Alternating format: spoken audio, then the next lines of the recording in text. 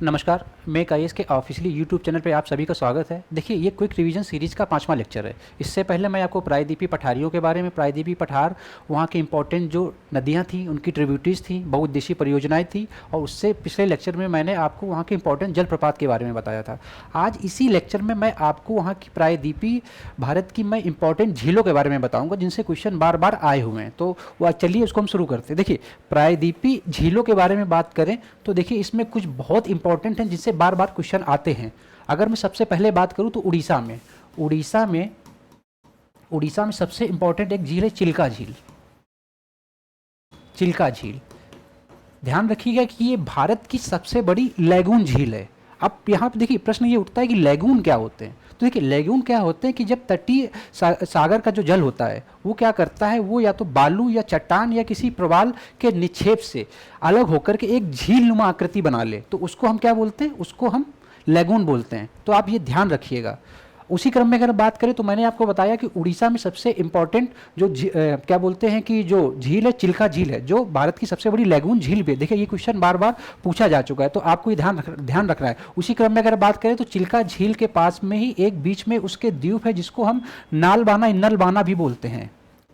तो ये इंपॉर्टेंट, वहाँ के बीच में एक आइसलैंड है, तो ये आप ध्यान रखिएगा। और इसी पे आपको पता है कि यहाँ पे एक नलबाना वाइल्ड सेंचुरी भी है, जहाँ पे जो सर्दियों में क्या होता है कि जो पक्षी प्रवास करते हैं, तो इसको आप ध्यान रखिएगा, ये बहुत इंपॉर्टेंट है। अगर उसी क्रम में मैं अगली बात करूँ तो उसके बाद अगली जो झील है वो इंपॉर्टेंट है, पुलिकट झील है। पुलिकट झील है, देखिए ये ध्यान रखिए, जो पुलिकट लेक है ये भारत की दूसरी सबसे बड़ी लैगून झील है। लैगून के बारे में मैंने अभी आपको बताया। तो पुलिकट झील के बारे में बात करें तो इसका ध्यान रखिएगा कि आंध्र प्रदेश में, ये आंध्र प्रदेश और तमिलनाडु के बीच में है। आंध्र प्रदेश और तमिलनाडु के बीच में है, ये ध्यान रखिएगा। आंध्र प्रदेश में आई थिंक इसका 84% हिस्सा और तमिलनाडु में 16% हिस्सा के आसपास है। तो ये चीज़ें आप थोड़ा ध्यान रखिएगा।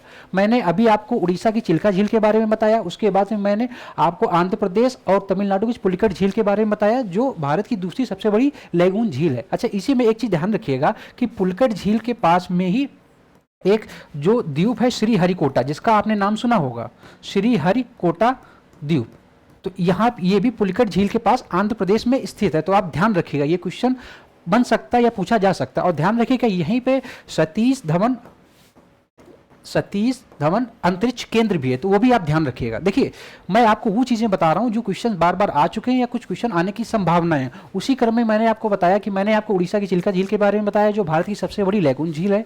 उसी मैंने आपको नलबाना आइसलैंड के बारे में बताया, ये नलबाना जिसपे कि एक वाइल्ड लाइफ सेंचुरी भी है। उसी क्रम में अगर हम बात करें तो मैंने आपको पुलिकट झील के बारे में बताया। पुलिकट झील क्या बोलते हैं कि आंध्र प्रदेश और तमिलनाडु के बीच में है, जिसमें कि श्रीहरिकोटा और सतीश धवन अंतरिक्ष केंद्र भी क्या बोलते हैं श्रीहरिकोटा द्वीप पे है। तो ये भी आप ध्यान रखिएगा, ये क्वेश्चन बार बार पूछे जाते हैं। इसी क्रम में अगर अगली हम बात करें तो केरल में आपको पता है कि भारत की सबसे लंबी झील है केरल में, जिसको हम क्या बोलते हैं, वेबनाथ झील बोलते हैं। वेबनाथ झील बोलते हैं, ध्यान रखिएगा। ये आई थिंक 96.5 किलोमीटर के समथिंग लंबी है, तो ये आप थोड़ा देख लीजिएगा। लेकिन इसमें भी एक चीज ध्यान रखिएगा कि ये भी जो झील है ये भी क्या है कि ये भी लैगून झील है, ध्यान रखिएगा। और ये भारत की सबसे लंबी झील है। चिल्का झील के बारे में बात करें तो वो भारत की सबसे बड़ी लैगून झील है। ध्यान रखिएगा, यूपी पीसीएस 2021 में ये क्वेश्चन पूछा जा चुका है, इसीलिए मैं इसको डिस्कस कर रहा हूँ। उसी क्रम में अगर हम अगली बात करें तो अगली हम ये बोल सकते हैं कि आपने पढ़ा होगा महाराष्ट्र में एक झील है लोनार झील। महाराष्ट्र में नोनार झील, महाराष्ट्र में सबसे इंपॉर्टेंट झील का क्या नाम है, नोनार झील। तो ये आप ध्यान रखिएगा। उसी क्रम में अगर इसके हम पर्टिकुलरली बात करें तो ये क्या है, जो लोनार झील है, ये ध्यान रखिएगा।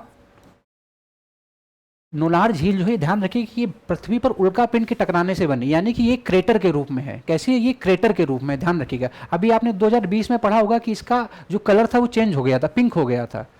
वो हेलोक्लाइन एक बैक्टीरिया थे, उसकी वजह से चेंज हो गया। तो इसलिए ये कहाँ पे, महाराष्ट्र में है, ये क्रेटर झील है, ये इंपॉर्टेंट है, तो ये आप ध्यान रखिएगा। इस पे क्वेश्चन पूछा जा चुका है। उसके बाद में अगर हम बात करें तो देखिए, गुजरात में दो बहुत इंपॉर्टेंट झील है, एक है नल सरोवर। देखिए, ये क्वेश्चन भी आ चुका है, तो आप इसको ध्यान रखिएगा। नल सरोवर ये बहुत इंपॉर्टेंट झील है, जो कहाँ पे, गुजरात में स्थित है। उसी के बाद में कच्छ के भुज में एक बहुत इंपॉर्टेंट झील है, जिसका नाम है हमीरसर झील, हमीरसर लेक। तो ये कहाँ पे स्थित है? ये कच्छ के रण में यानी कि गुजरात में स्थित है। देखिए इसके बारे में एक चीज़ बहुत इंपॉर्टेंट है कि जो हमीर रस झील है ये कृत्रिम झील है। कैसी झील है? ये कृत्रिम झील है। तो ध्यान रखिएगा ये प्राकृतिक झील नहीं, ये कृत्रिम झील है। तो हो सकता है कि अगली बार आपको ऑप्शन में ये पूछ दे ये प्राकृतिक झील है या कृत्रिम झील है। जैसे कि आपको याद होगा कि सिविल सेवा परीक्षा 2018 में एक क्वेश्चन पूछा गया था, तमिलनाडु में एक झील है कोडाईकल, कोडाईकल, कोडाईकल। तो ये जो झील है ये कैसी? ये कृत्रिम झील है।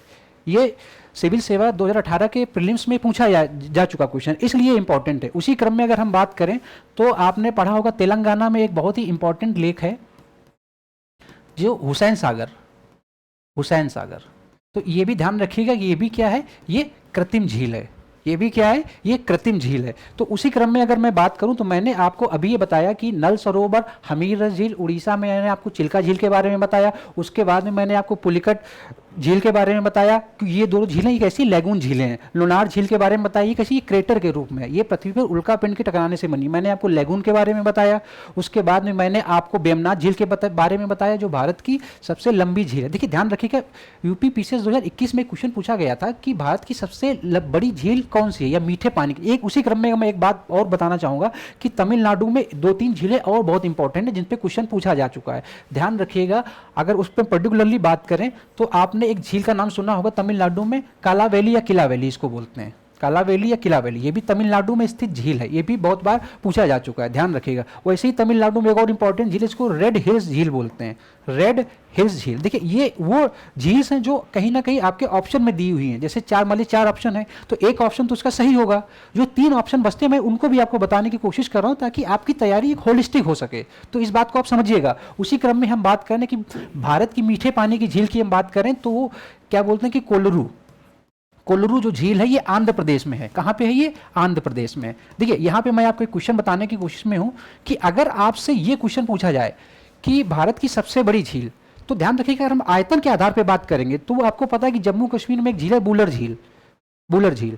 तो वो आयतन के आधार पर सबसे बड़ी झील है। अगर क्षेत्रफल के आधार पर बात करेंगे, क्षेत्रफल के आधार पर सबसे मीठे पानी की झील कौन सी? वो कोल्लुरु झील है। अब प्रश्न यहाँ पे उठता है कि क्या बोलते हैं कि आयतन और क्षेत्रफल में क्या डिफरेंस होता है? देखिए आयतन जो होता है वो 3 डायमेंशनल होता है, यानी कि 3D में होता है, जबकि क्षेत्रफल क्या होता है उसमें 2 डायमेंशनल होता है। तो ये चीज़ें आप थोड़ी सी ध्यान रखिएगा। उसी क्रम में अगर मैं बात करूं तो ये चीज़ें मैंने आपको बताई। अगर मैं पर्टिकुलरली यहीं पे आपको ये दिखाऊं कि जो झील जो मैंने आपको बताई वो कहाँ कहाँ पे, जैसे मैं आपको वेमनाथ झील से शुरू करूँ तो देखिए वेमनाथ झील कहाँ पे है? ये मैंने आपको बताया था, ये कहाँ पे? देखिए केरल में है।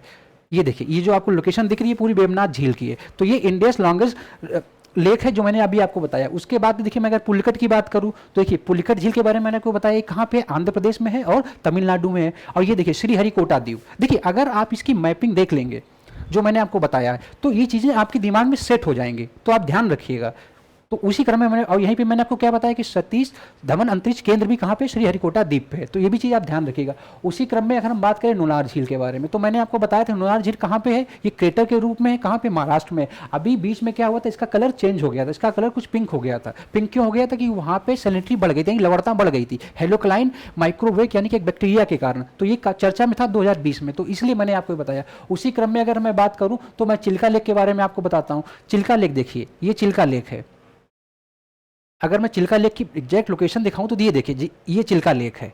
तो ये देखिए ये उड़ीसा के तट पे, ध्यान रखिएगा। अगर मैं इस पर्टिकुलर यहीं पे आपको बात करूं तो ये ध्यान रखिए कि मैंने आपको बताया लैगून झील है। लैगून झील मैंने क्या बताया था कि जब तटीय सागर का जल क्या बोलते हैं कि चट्टान, बालू या क्या बोलते हैं कि प्रवाल भित्ति के द्वारा अलग हो जाए तो उसको लैगून झील बोलते हैं। तो ये देखिए लैगून झील है जो मैंने अभी आपको बताया। और ये जो लाना बाना द्वीप यहीं पे एक वर्ल्ड वाइल्ड सेंचुरी भी है जो मैंने अभी आपको बताया था, नाला बाना बर्ड लाइफ सेंचुरी। देखिए ये तो अगर आप इस तरीके से देखेंगे चीज़ें, इस तरीके से समझेंगे तो आपकी तैयारी होलिस्टिक हो जाएगी। उसी क्रम में अगर मैं बात करूं तो मैंने ये आपको चीज़ बताई कि कभी कभार ये क्वेश्चन भी एक बार पूछा जा चुका है। अगर मैं आपको बताऊं कि उन्होंने पूछा था कि जो चिल्का झील है वो किस तट पे है, कि पश्चिमी जो पूर्वी तट है सॉरी वो कहाँ पे है, मतलब किस तट पे। तो वो भी मैं आपको इसी झील के क्रम में मैं आपको बता देता हूँ कि ध्यान रखिएगा कि उड़ीसा का जो ऊपर वाला तट है उसको उत्कल तट बोलते हैं, उत्कल। तो ये क्या है कि जो स्वर्ण रेखा नदी है, स्वर्ण रेखा नदी से महानदी तक ये उत्कल तट है, ध्यान रखिएगा। अगर फिर उसके बाद हम बात करें तो वो उत्तरी सरकार तट है, उत्तरी सरकार तट है। ये ध्यान रखिए कि ये महानदी से कृष्णा तक है, कृष्णा नदी तक है। और कृष्णा नदी मैं आपको बता चुका हूँ इससे पहले जो लेक्चर उनके बारे में बताया कि कृष्णा नदी कहाँ से निकलती है, महाबलेश्वर से निकलती है, मैंने आपको बताया था, ये नासिक से।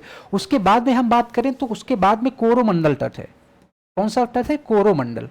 ध्यान रखिए कृष्णा से कन्याकुमारी तक फैला हुआ है, कृष्णा से कन्याकुमारी तक फैला। तो मैं उसी क्रम में आपको ये बताने की कोशिश, आपको तट के बारे में भी पता होना चाहिए। अगर मैं पूर्वी तट के बारे में बात करूं तो मैंने आपको उत्कल बता दिया, स्वर्ण रेखा से महानदी की, महानदी भी मैंने बताई थी कहाँ से निकलती है, ये सिहावा से निकलती है, ध्यान रखिएगा। उसके बाद में उत्तरी सरकार तट, तो इस पे चिल्का झील स्थित है। ये क्वेश्चन पीसीएस में पूछा जा चुका है, तो उसीलिए मैं आपको ये बता रहा हूँ, तो ये ध्यान रखिएगा। उसके बाद में कोरोमंडल तट है, कहाँ से? कृष्णा से क्या बोलते हैं कि कन्याकुमारी तक। तो ये मैंने आपको पूर्वी तटों के बारे में बता दिया। एक चीज़ मैंने पिछले भी लेक्चर में आपको बताई थी कि पश्चिमी तट और पूर्वी तटों में क्या अंतर है, कि जो पश्चिमी तट है वो क्या है, जो इनकी ढाल है नॉर्थ से साउथ की ओर, मैंने आपको ये बताया था। गुजरात में काफ़ी चौड़स है, धीरे धीरे इनकी जो क्या बोलते हैं कि जो हाइट है वो धीरे धीरे नीचे कम होती चली जाती है। अगर हम पूर्वी घाट की बात करें तो ये चौरस हैं, ये अपनी चौड़ाई को ज़्यादा पा चुके हैं। तो ध्यान रखिएगा कि ये इससे थोड़े से नवीन है, और जो पूर्वी घाट है वो थोड़े से क्या बोलते हैं कि एक तरीके से पुराने हो चुके हैं। तो ये चीज़ें थोड़ी ध्यान रखिएगा, ये 3 तटों के बारे में ध्यान रखिएगा। आइए इससे रिलेटेड हम कुछ क्वेश्चंस को डिस्कस कर लेते हैं। अगर पर्टिकुलरली हम इनके क्वेश्चंस को डिस्कस करें तो आप ये समझेंगे, इसके क्वेश्चंस को देखते हैं। देखिए सबसे जरूरी आपको ये समझना है कि आप प्रीवियस ईयर क्वेश्चन जरूर देखिए। अगर आप प्रीवियस ईयर क्वेश्चंस देखेंगे तो आपको आइडिया लगेगा कि जो आपको क्विक रिवीजन कराया जा रहा है वो आपके लिए कितना बेनिफिशियल है। तो ध्यान रखिएगा कि आप इसको क्विक रिवीजन सीरीज का देखिए, यही मकसद है कि आपको ये समझाना कि कौन सी चीज़ें इंपॉर्टेंट हैं, कैसे आपको उनको पढ़ना है। तो ये चीज़ें आप ध्यान रखिए। आइए अगर हम इसके कुछ प्रश्नों पर देखें तो आप ये देखेंगे, ये पिछले लेक्चर में जलप्रपात के बारे में मैंने आपको बताया था, और इसी क्रम में अगर हम इसके देखिए, ये क्वेश्चन देखिए, बेबनाथ झील कहाँ स्थित है? केरल में स्थित है, ये मैंने अभी आपको बताया था। इसके बाद में देखिए कौन सी झील, देखिए ये क्वेश्चन बहुत इंपॉर्टेंट, देखिए निम्नलिखित में झीलों में से कौन सी असम में स्थित? देखिए मैंने आपको क्या बताया था, हमीरस कहाँ बताया था आपको? गुजरात में बताया था अभी। तो ये कैसी झील है? ये मानव निर्मित झील है। देखिए मैं फिर से आपको वही बात दोहरा रहा हूँ कि अगर आप चारों ऑप्शंस को देखेंगे, चारों ऑप्शन देखेंगे तो आपको चीज़ें समझ में आएंगी। उसके बाद में मैं कोलरू आपको बताया, आंध्र प्रदेश में, मैंने अभी आपको बताया। साला झील जो है अरुणाचल प्रदेश में, चपलाना जो असम में है। जब मैं आपको बताऊंगा, जब मैं आपको नॉर्थ ईस्ट को बताऊंगा या उत्तर भारत के बारे में बताऊंगा तो मैं इन चीज़ों को डिस्कस करूंगा। उसी क्रम में देखिए भारत की सबसे बड़ी मीठे पानी की झील तो कोलरू, तो ये कैसी है? ये क्षेत्रफल के आधार पे, अगर आयतन के आधार पे पूछेगा तो बूलर हो जाएगी, ये ध्यान रखिएगा। यही देखिए नल सरोवर भी पूछा गया है, तो नल सरोवर कहाँ पे है? ध्यान रखिएगा नल सरोवर जो है वो गुजरात में, मैंने अभी आपको बताया था। तो ये चीज़ें आप थोड़ी सी ध्यान रखिए। उसी क्रम में अगर मैं बात करूं तो आप एक झील के बारे में और जान सकते हैं जो बहुत इंपॉर्टेंट है। उस झील के बारे में मैं अगर बात करूं तो आपको राजस्थान में पता होगी एक सांबर झील है, सांबर झील है जो भारत में 10% नमक का उत्पादन करती है। ध्यान रखिएगा कि वायु निर्मित झील है। ये कैसी है? वायु निर्मित झील है, इसलिए इसमें सैलिनिटी बहुत ज़्यादा है। ये कहाँ पे? राजस्थान में। ध्यान रखिए क्वेश्चन पूछा जा चुका है। और ये इनलैंड झील है, ये भी ध्यान रखिएगा, इनलैंड झील है। यहीं पे राजस्थान में एक और इंपॉर्टेंट झील है डीडवाना, ये भी क्वेश्चन देखिए यूपीएससी में पूछा जा चुका है, इसीलिए हम इसको डिस्कस कर रहे हैं। तो ये चीज़ों का आप थोड़ा सा ध्यान रखिएगा।